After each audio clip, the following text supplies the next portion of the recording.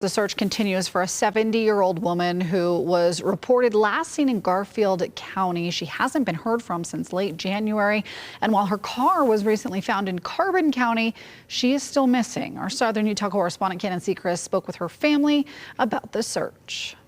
DeEtte Spencer was last seen January 26th after staying with family in Colorado. Her son-in-law, Sean Morgan, says she had been traveling for a funeral but missed it after getting locked out of her car in Vernal. Morgan helped her get back on the road and she stayed at their home for a few days. But when she left early one morning, that would be the last time they saw her.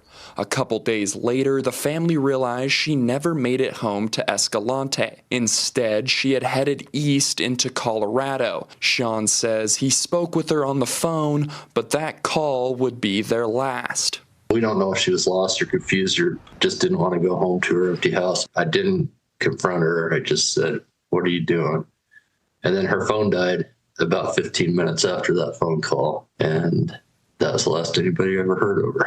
Sean says the last year has been difficult for her after her husband passed away in November, and he says she has also been struggling with her mental health. Yeah, without him, she stopped being rational. We don't think she took her medications very often. On January 28th, DeEtte was reported missing, and for weeks, there were no leads. But then, on March 5th, a utility worker found her car in a remote area of Carbon County. For us, it was relief. We thought, well, we found the car. This thing is over. We're going to find Grandma. We'll have closure. But no.